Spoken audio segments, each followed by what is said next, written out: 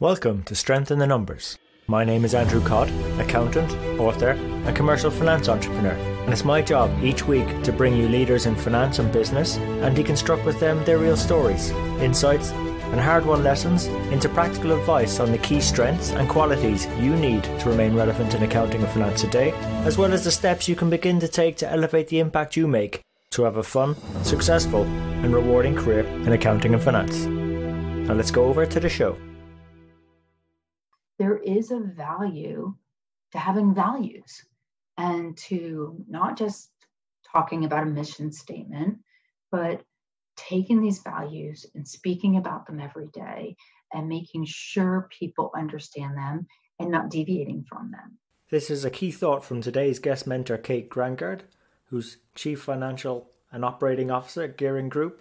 And on today's episode, we both go on to deconstruct together why there's value in having values within our organizations and within finance. The 4 values that Kate actually lives by in her team and in her work, and 3 really great bits of advice on how to get over ourselves and help ourselves make more of an influence and impact within our organizations. Now, this is the second part of a conversation I had with Kate. The first part we aired last week. And, I think that's just the inner Irishness in both of us coming out. We can chat forever, but I do hope you enjoyed the conversation. And if you did, please remember to subscribe, comment, or let your friends and colleagues know about it. We're on all the major platforms: iTunes, Stitcher, SoundCloud, YouTube, and Spotify. And we really appreciate you investing your time with us today. So without further ado, over to Kate and the show.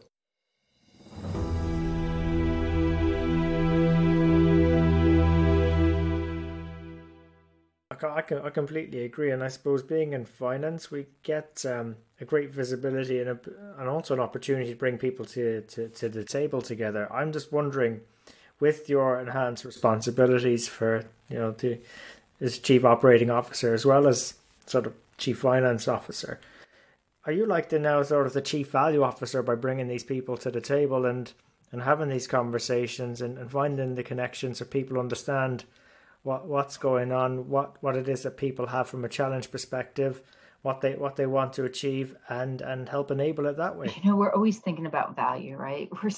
We're finance people at the end of the day, and we're always thinking about value. We think of the cost of things, and we think about the value of our organizations, whether we're publicly traded or we're privately held.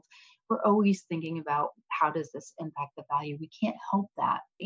Part of my journey has been embracing, and I think I said before, my authentic self, like embracing that the best way for me to be a leader in an organization is to put myself out there and to be humble. And I find that, the best thing for my organization is low turnover in the type of industry we have. We have a very long ramp up in order to learn. And let's face it, it's not like unemployment is very high right now, right? It's very low, and it's very hard to find great talent. I don't know if I've become the Chief Value Officer. I would say that I've been very fortunate to keep key people who I've committed myself to, and our organization has committed themselves to grow in their roles. I have people who have been here. We're a 27-year-old company. People have been here 25 years. I have over 20 people who have been here over 10 years. It's pretty big because 10 years ago I only had 11 people. So when you keep it in perspective, there is a value to having values and to not just talking about a mission statement, but taking these values and speaking about them every day and making sure people understand them and not deviating from them, right? If I hire a brilliant jerk, that person is going to be, if we were to hire somebody, they would be basically squeezed out anyway, right? Because in an organization that's very accepting of everyone, is sort of like, hey, if you're good enough to get hired, but if you come in and you're not humble, we have a key to our success that says, check your ego at the door. And if you don't do that and you're not humble, then you're going to find that you just don't gel and you don't fit. It's not because people won't try. They'll try multiple times, but eventually they won't have trust in you. And if people don't trust in you, they don't give you work, right? They don't give you work. We completely understand that in finance, and like actually, I love what you're saying. There's value in having values, There is value in having which is values. looking well beyond the numbers. Yeah, that's a great saying to have, Kate. And by picking up about writing, maybe summarizing that some of the values that you and the team have are being humble, collaboration, authenticity. I think I was probably picking them up along the way. Would there be any other useful values worth serving? Oh boy. We've got a bunch on our walls that we actually live, but I've got a bunch personally that I live too. One of the things that has helped me through my career, especially in my later years, I'm sure many of the people on the phone or in this listening to this podcast are exactly like me. Finance people, we tend to borrow trouble, and I'm sure you know what I mean by that. We worry about everything, right? We stay awake all Yeah. night long worrying about things.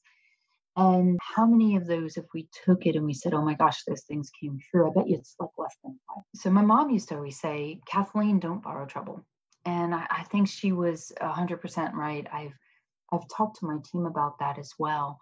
And I think it's helped them to be able to have a better balance, to be able to know that, listen, people are going to make mistakes. I think that's another thing that we always are, we fear. I've made career mistakes, right? I made career mistakes by not taking these tests early in my life and figuring out what I'd be better at. So, so we're all going to make mistakes, right? It's not making the mistake; it's how we react to the mistake. It's how we reposition the mistake. And even with people, how do we handle it with them? There's expensive mistakes, of course, we don't want to happen twice. We do everything we can to educate to make sure that doesn't happen. But I don't, if you have the right people and they make a mistake, it wasn't purposeful. It was done unintentional. So we also have a bunch of that blame. So actually that's one of my other favorites is practice blameless problem solving. It doesn't help us when we sit there and expound on the problem. We do have a 5-step process that we go through on vetting our problems, on making sure that we vet it thoroughly, that we accept our role and our responsibility, and that we come to agreed upon conclusion on how to go forward to make sure things don't happen again. And we use that for problem solving or in the event of when we have an error. But at the same time, there, if you have finger pointing or you just can't let go of it, well, how did that help us? How did that help us as business leaders? How did that help us with the development of our people? It didn't. If anything, we probably hurt their self-esteem. They're not going to sleep over it for a long period of time, and they're not going to be productive the next week because they're just, and then when their next review comes up, that's all they're going to think about, which I'm not a believer in reviews either. So that's just a whole nother. So Kate, look, really appreciate the great advice, and actually, I love some of the sayings in there. So, but thinking to yourself, I mean, what's been the best bit of advice you've ever received? Probably the best bit of advice I ever received was two things. You don't get what you don't ask for. Okay, but I think we have to remember that it's evolution, not revolution. And we have to be careful about how we ask for things and the expectation that things are going to immediately change. You Yeah. know, And I'm wondering on that one, Kate, that's a big thing nowadays, the expectation that things happen fairly immediately, or that's a convenience culture that we have.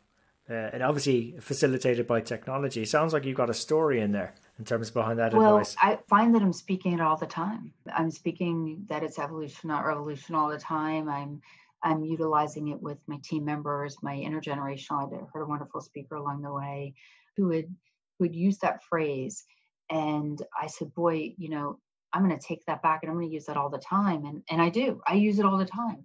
I use it here in the workplace because people get frustrated and they want things to be fixed right away. And different people adapt at different times, right, to change. And as an organization, the bigger the ship, the harder it is to steer, to reposition it or to move it. So we've got to figure out a long-term plan, and then we need to have steps, and then we need to celebrate those steps along the way so that we see, it is happening. But when people see that, sometimes people want revolution, they think, but they really don't. They just want to be heard. And then they want to know, how are you going to work towards changing? And I find people are really patient when you do. And from a millennial and young people standpoint, we do talk about that sometimes. We talk about that evolution being part of it. Every time you're rolling out technology, it's evolution, right? You're not going to go to the web with everything tomorrow. That's going to be a process. And you've got to have great education and training going with that. And sometimes outreach to your clients to let them know that you have some, changes going on in technology. It's going to take you a couple of years if you do it right. But when you do it right, the reward is well worth it. So it comes with people, comes with process. It definitely results in progress. And I think you should celebrate the steps and the milestones along the way of the evolution so that people don't feel that they have to have that revolution. yeah. I just try to think. Evolution seems a much more palatable outcome than revolution, which seems to be quite painful with civil wars and all nastiness associated with them. It's like a more abrupt adjustment. Absolutely. But they can go on for a long time as well if we don't do it right. So I love your expression, evolution versus revolution. That's great advice. And I think the other thing I heard that really, really set me free was when I was finally informed, being a finance person, that I didn't always have to be the bad guy. It really was liberating, because what I realized was I had this natural protectionism of the information I knew, of the ownership of organizations, of the investors, and people often play good guy, bad guy. And we're in that, I was blamed for everything I didn't even know about, right? So, and people listen to this are going, yep, because we're all blamed all the time for things.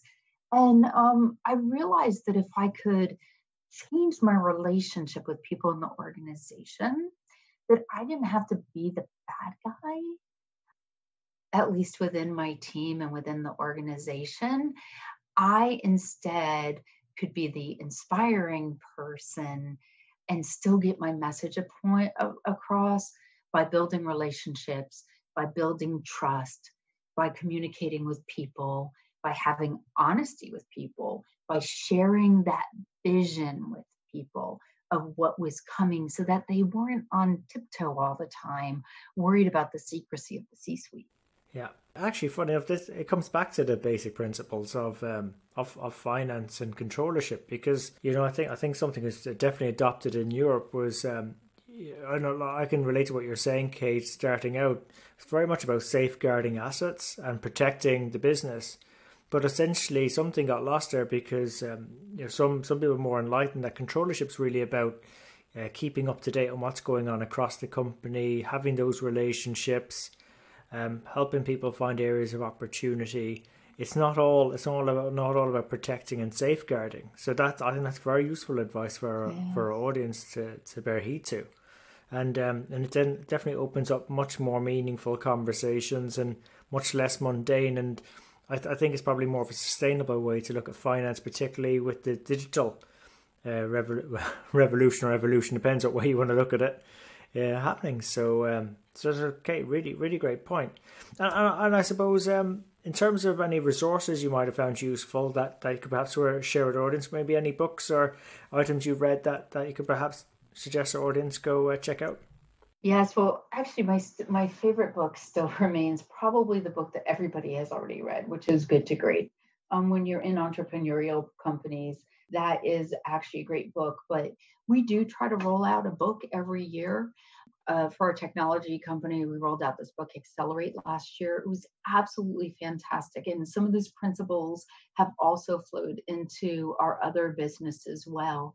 It actually talks about the need to be responsive and to release information more quickly when you're developing a software.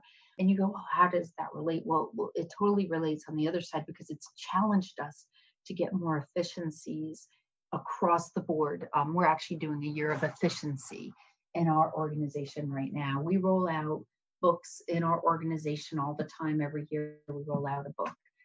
We rolled out Great Teams. That was awesome book.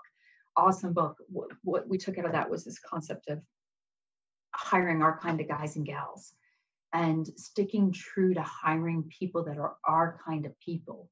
They don't fit in a box. They're in a full spectrum. Our leadership team knows that there's more than one road to get to the destination, and that they have to learn to manage people with different talents and different ways that they're going to approach things.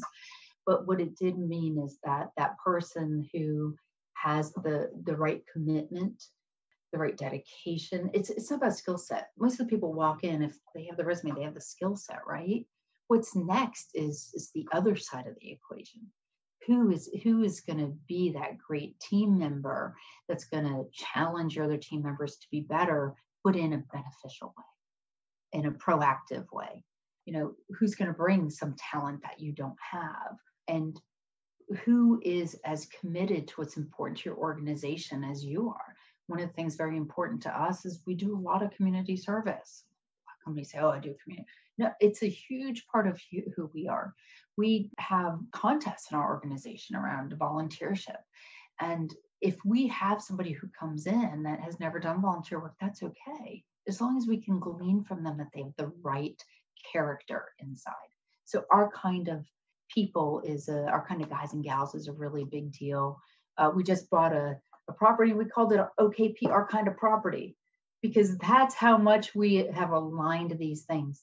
And the other thing is, and I don't know if there's other CPAs, finance people out there that have that struggle I had, Andrew, on maybe not always feeling like you fit the nook, like I really wanted to change that audit program when I was an auditor. I was a little bit on the somewhat rebellious side. There's a great book, and I was, and because I just thought I could do it more efficient, and I could maybe do it different, and really am I still doing this step? Why am I doing this step? And I was questioning whys, and I was already thinking about the end and delivering the report, because I'm really forward thinking. And I know there's lots of great CPAs just like me, because I sat at that table with them when I did True Colors. It's okay not to be like everybody else. That's where the greatest moments come for you and your company and your people. Challenging them to be different, letting them be different. Just had a client summit. We got up, we got up there and did a flash mob. All right. No one expected it. But we did it because we're not afraid to be different. In insurance, people wore black and gray suits and navy suits. We weren't afraid to be different. There's another book called The Originals. It's How Nonconformists Move the World. It's by Adam Grant, and that's another great book. I'm actually reading that right now, and I'm finding it's very, very stimulating. There's a great reading list there. So okay, thanks for sharing those insights and that story as well. It took me back to my days as an auditor, and I can completely relate. I was a rebel, although I couldn't see it out. I had to go into industry to pursue my rebellious side, but I suppose in terms of if some of our audience wish to continue the conversation, where's the best place to connect with you? Oh, I would love for them to connect with me through LinkedIn. It's Kate Grangard, Grangard, and I would love to connect with them and continue to share. I would honestly tell you that evolution, not revolution, is a big part of my own journey, and I'm still evolving. I'm nowhere near being where I need to be in order to continue to grow. I've had to be very humble and realize what I'm not great at, but what I've also realized is what I'm great at. And that's what I would say to any CPA or CFO or accountant that wants to reach out to chat is, we all have our platforms, right? We all have things we're good at, and then we all have a platform, and we all have this ability to inspire people and inspire change and inspire betterment. And just by fact that we're finance people trust us with information and numbers and to protect them. But we have to build that other side of trust with people, that real deep down trust. And that's been the part that I had to evolve in. And if you want to reach out and chat about it, I'd be so happy to be reached through LinkedIn or email me directly at kate.grangard@gehringgroup.com, GEHRINGGROUP.com. I would really look forward to it and meeting up at any time. I think, Andrew, you and I had some initial conversations, and we found we could go on for hours just because this love of shared passion for accountants and for seeing the people, the professionals in our in our space be able to grow into the future jobs that are out there. We have to position ourselves, we have to position our people and invest in them, and we have to position our company for what's coming next. It's not about just recording what happened, it's about positioning for the future. And I think that finance people are the best people to do that. I completely support that view, Kate. And look, one of the reasons for starting this show is I fundamentally believe a lot of those answers, particularly around how to appropriately position, they're all immediately solvable and accessible by our finance community already. Maybe it's just we've not asked the right questions or linked up in the right way or whatever, but I still believe we have the ability to solve for this ourselves. People don't need to be changing careers. I mean, No. It's a great place to go and have a meaningful career. I mean, where else do you get those opportunities to have the access to decision makers, access to data, a great skill set to go into the details and see the broad picture? And I mean, and it's a bit of a fun journey as well, having that trust side on the protection and governance of the numbers, but to have that full trust. That's when you've got to show up and people know who you are, know your values, what you're about, and where you can go and support the growth of them, yourself, and the business. It's just a great place to be. So I'm delighted we share that same passion. I know we do, because we've talked for this for ages beforehand as well. So so I suppose, look, in terms of wrapping up, Kate, really loved. I suppose there's a lot of sayings in there. I think one of my favorite ones was definitely it's an evolution, not a revolution. Mm-hmm. But I suppose for our audience, do you have any other maybe parting thoughts? I think it's really important. I know I've just said it and I've said it a few times, but we have a platform as finance people.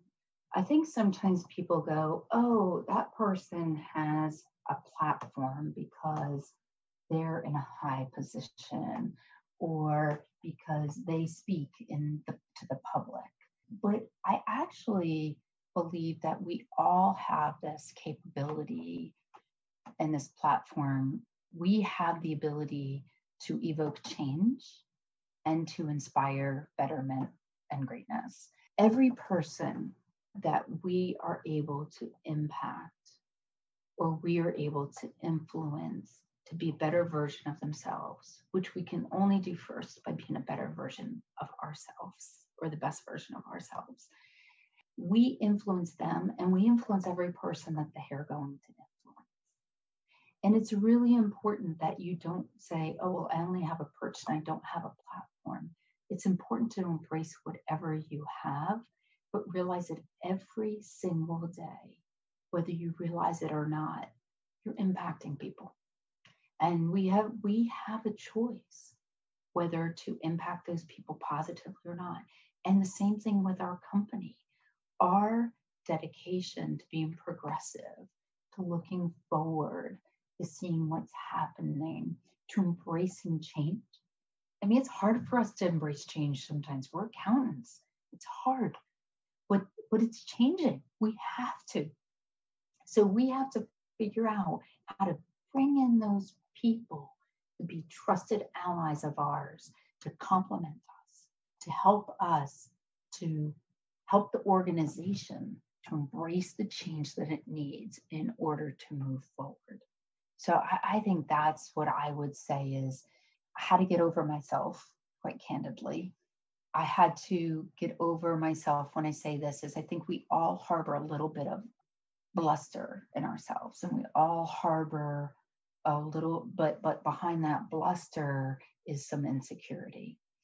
And I had to, basically, in order to, we will always all have insecurities, but in order to not make those insecurities, very evident, or to help to make them less obvious.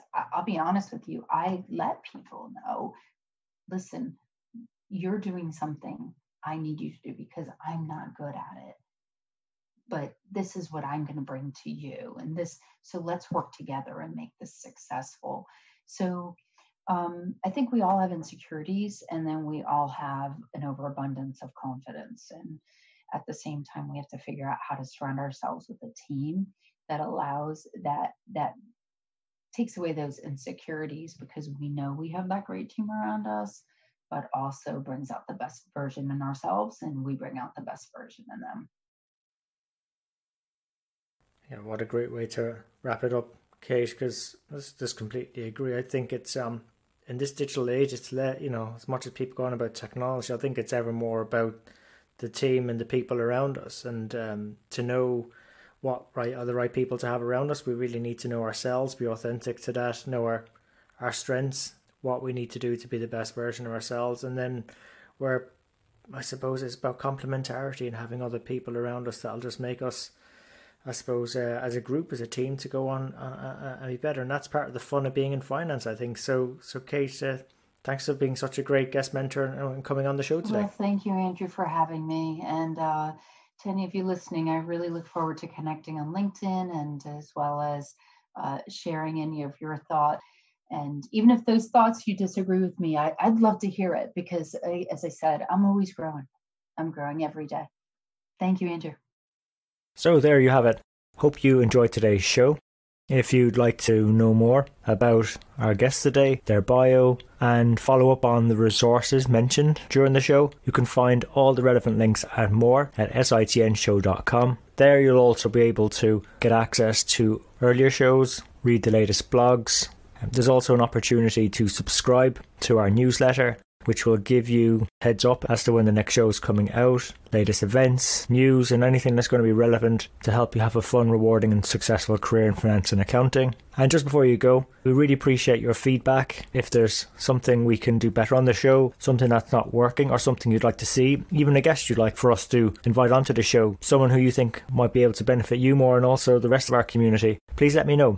You can email me. I'm at andrew@sitnshow.com, or feel free to connect with me on LinkedIn. Just drop me a message so I know how you found me and we can connect. And really, it's our community that'll make the show. If we keep engaging and driving each other on, we'll keep on building our strength in the numbers. When all is said and done, if we can do the numbers better and finance better, we'll create more opportunities for ourselves, our friends, our families, our communities and our businesses. So until next time, have a good rest of the week, take care, and let's keep building our strength in the numbers.